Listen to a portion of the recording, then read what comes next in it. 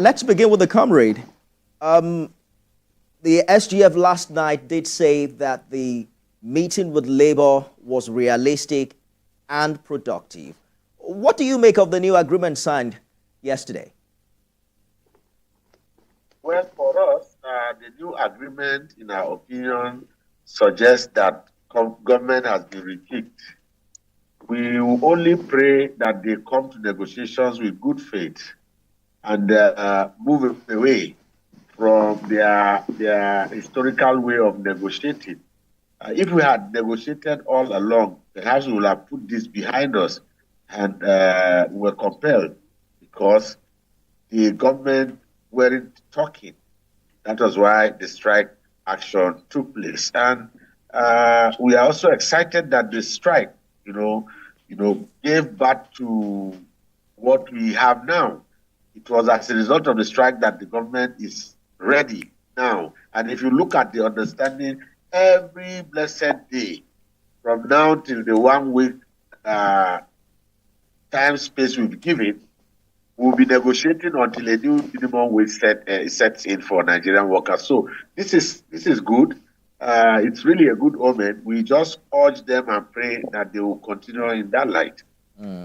Also joining this conversation is the President National Union of Electricity Employees. We're going to talk to him shortly. But let's go to Mr. Mokikon. You were part of the employers team for the 2010 tripartite negotiation that fixed the 18,000 minimum wage.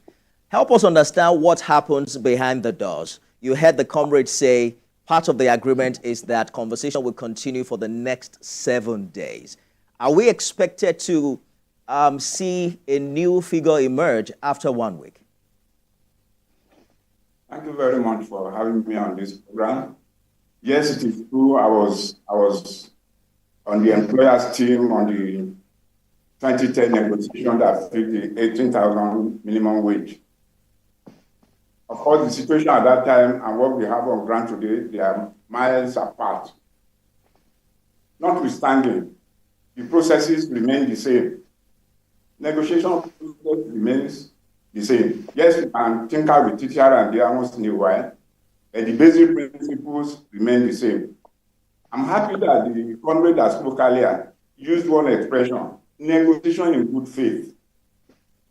I think what is lacking, there are 3 parties to this negotiation. There's the government, the labor, and the private sector. For now, nobody is hearing so much anything from the private sector because the private sector has a culture built over the years where we negotiate and we do not hear any noise outside as regards our negotiation. Sadly, when it comes to the public sector negotiation, that is where this solar balloon shows up. And the main reason behind it is because the 2 other parties, they come to this negotiation table in bad faith. What do I mean? Let me start with labor. You're asking for 615,000 naira. But straight away, the other party will look at you and say, is this team serious about this figure at all? We must be clear in our minds. What we are negotiating is not living wage. It is minimum wage, below which no employer beyond a certain threshold must pay. For employers who don't have as many as those employees that are captured in the scope, they can afford not to pay. The ones who are within the scope of coverage of that act, you cannot pay less than that minimum. And of course, we all know that in the private sector, once the minimum is set, on an annual basis, you get your annual increments based on performance. So it's not about salary adjustment, salary award, or salary, not at all. It's about the minimum wage. And because the 2 parties don't come to the table with in good faith, you run into this kind of crisis. 650,000 naira, for God's sake. I'm sure Labour itself knows that it is unrealistic. And I was excited when I heard the president of TUC saying the other day on TV. Even now at 494, we know that it is unrealistic. The government should move. Look at where government is coming from. 40,000 naira, 60,000 naira. The other party is still on 494,000 naira. Please ask me, how do two parties want to move in this kind of situation? So to have started from the extremes that both parties started from, I think is an issue. Not only that. Do you think do you think that given this large gap between the two figures, that they will be able to meet at the middle within 7 days? At the end of the day, an agreement has to be reached. Whatever that middle is, agreement has to be reached. And then we need to worry about the consequences of the agreement. Is Labour looking for an agreement which will only be implemented by one party to the agreement? What do I mean? At the government level, we have federal government as an employer of labor and also as a sovereign state. We also have state governments. If you do your survey, there are some states in Nigeria today that are still having difficulty paying the 30,000 naira that we agreed years back, 2019. As of today, they are not paying the 30,000 naira. The argument of whether they have the resources or not is a different thing. And I don't want to go into that right away. I hear you, Mr. Mokikon. Let me bring Mr. Adeyeye into the conversation very quickly. He's the President, National Union of Electricity Employees. Mr. Adeyeye, one of the agitations of labor prior to the nationwide strike is the new electricity tariff. That wasn't mentioned in this new agreement. What's your union position on this? Oh, thank you. As regards the increase of electricity tariff and the agreement reached, the agreement has not been reached. Let me put it that way. It was just a resolution reached that there should be a work within 7 days to come back and give us the total agreement on the resolution. But on that regard, if you look at the communique from the two in-house union, the TUC and NLC, that is the second page of that communique, that our demand is the tariff hike must be reversed to status quo.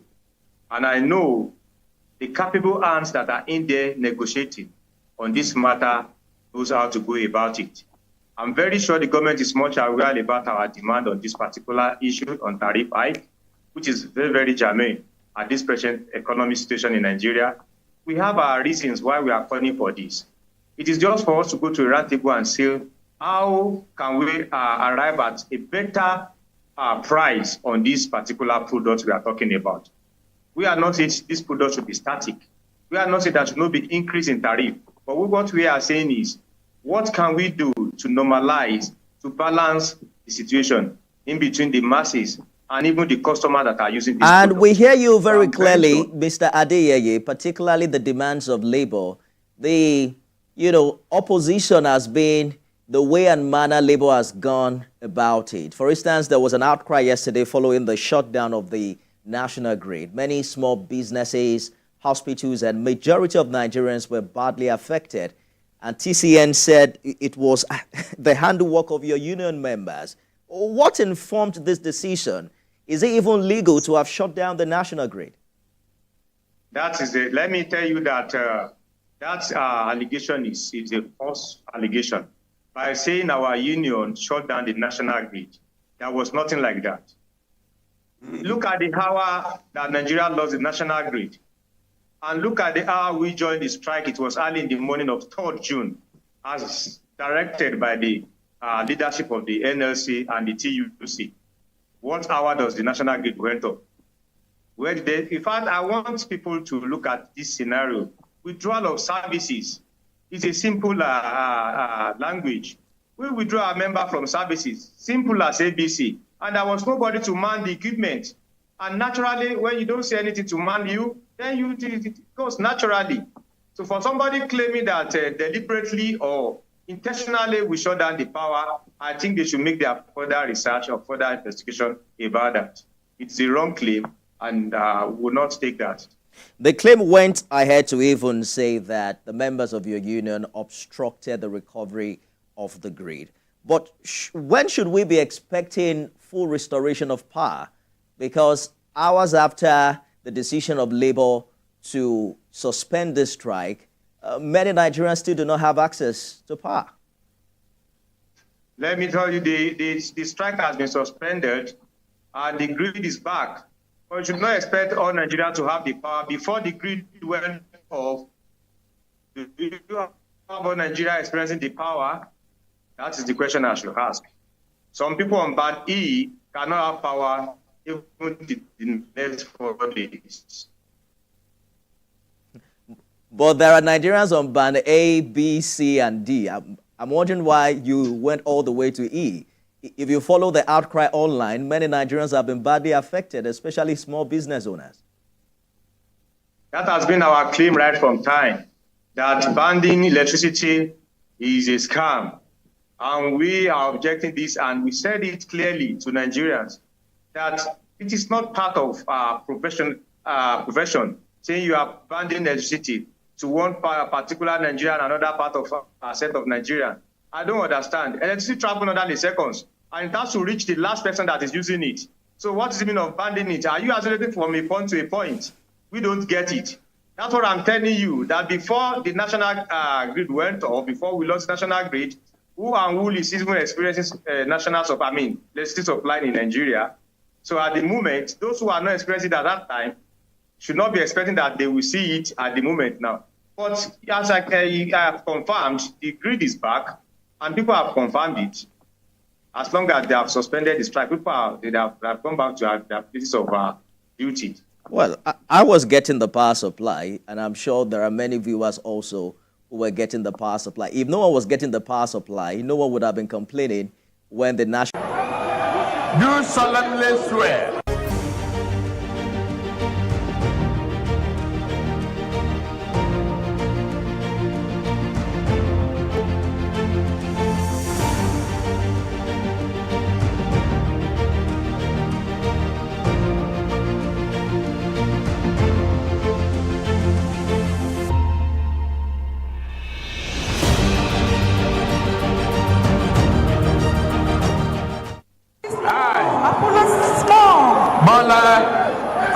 Ahmed Tinubu, do solemnly swear.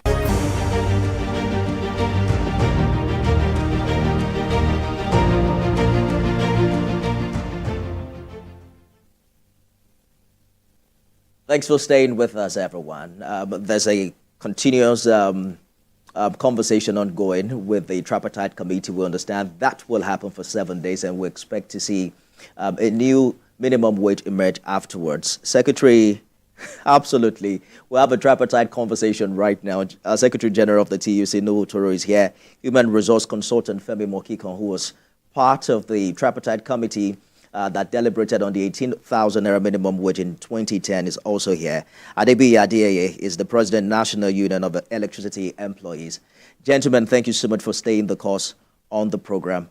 Comrade Toro, I was asking you earlier that it does seem that Labour has its mind fixed on the figure. What happens if government increases its figure, but it doesn't, align with the expectation of organized labor in the next 7 days? Well, that is your opinion, and I disagree into two. We don't have any fixation. In negotiations, you don't go with fixation. Yes, you can present a demand, and it is in the course of negotiations with conviction that at the end of the day, you arrive at a conclusion. So I want to disabuse the mind of Nigerians and our viewers that we have a fixation. So the mind of labor is not fixed on the 495,000, right? That's what you're saying? We don't have a fixation. We are flexible. So if you can convince us that 400,000 naira can sustain a man, his wife, and 4 children in a month, fine, we'll grab it. But if you feel otherwise, they need to convince us with empirical data that X amount is what is required to sustain a man, his wife, and 4 children in a month.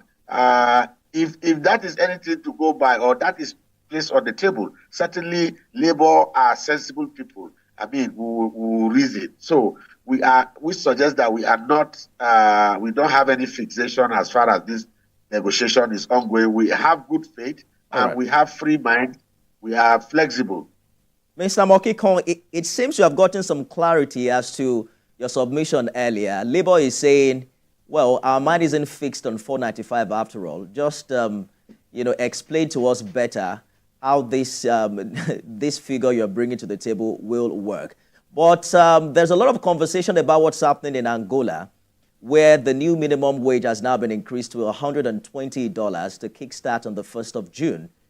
They say Nigeria is a bigger oil producer than that country, and we should be able to pay at least between 250 and 280. What figure do you have in mind if you were on this negotiating table? You see, the issue really is not, just as you said, not about the figures. I think the principle is very key. Are we negotiating minimum wage or we are negotiating living wage? Living wage here, you can be talking about what the kind of figures you are talking about. And every time I see Nigerians talk about dollars relative to what we are earning, I always advise them, please go to America where they earn dollars. Let them give you multiples of the dollars you are talking about and see whether you can build a house. Here in Nigeria, whatever it is your salary is, somehow, an average Nigerian still gets to build a house. You want to buy tomato, you will say it is dollar. You want to do this, you convert it to dollar. If you go out and you want to go and eat, and you convert the dollar you spend in feeding, you convert it to naira. Believe me, you will fast for all of the days you will be out there before you return to Nigeria. So I think we need to learn to look at our own environment and relate more with what exists in our environment. Yes, Angola may decide to be doing what they are doing right there. Again, you look at number. For instance, if I'm hiring just 10 people and you are hiring 1,000 people, the salary I pay my staff is 5 times your own per individual. At the end of the day, my wage bill will still be much, much higher because of the number. All of these things are very key. Not only that, please bear in mind that employers of labor in Nigeria, they have a lot of things they call non-payroll costs. Non-payroll costs mean that the company is bearing these costs on your behalf. Educa is a good example. Transport is a good example. Many companies provide buses for their employees, and they still subsidize with transport allowance. All of these things should be taken into consideration in talking of the figure that we may want to be talking about. Mr. Adeyeye, Labour is asking for...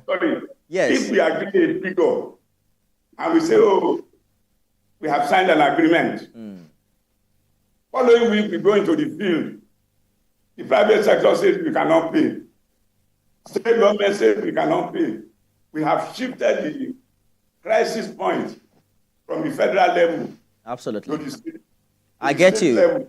I get you clearly, and we all understand that making the law is one. The implementation is an entirely different ballgame from what we've seen with the 30,000, the previous minimum wage. But Mr. Adeyeye... And the other point, please, is yes. This is the first time I'm seeing that we are negotiating, and the general public gets to know the movement from point to point. What typically should happen is the negotiation team that will know all the information about the various processes. Today, the three parties are in the negotiation room. Before they finish, it's already in the press. I hear you, Mr. Mokiko. I need to get others' opinions because we have less than a minute to leave. Mr. Adeyeye, do you think that these three parties will be able to reach a nexus? Because Labour wants a living wage. Federal government is calling it minimum wage. And on the part of governors, I think they are saying what we can do is an affordable wage, something we can afford. What's your thoughts on this quickly? Yeah, I believe the party are up to the task to make Nigeria smile. I know the laborers will not come back home with what we are not expecting. Like other speakers have said earlier, what figure are we talking about? 400 and something thousand naira? Look at the economy. What does this thing stand for? And when you look at even Nigeria with what we are operating presently as regards the economy, Well, we have to be considerate too. So the parties, so all of them are competent enough and they know what is happening at the moment in Nigeria and will come back with a very, very good result. gentlemen, thank you so much for joining this conversation. Nuhu Toro is Secretary General of the TUC, Adebi Adeyeye, President, National Union of Electricity Employees, and Femi Mokikon, who is Human Resource Consultant. Good to have you on the program. And that's the show, everyone. Thank you so much for being a part of it. You can watch it again at midnight and at 6 a.m. tomorrow. I am Nifemi Okuntoye.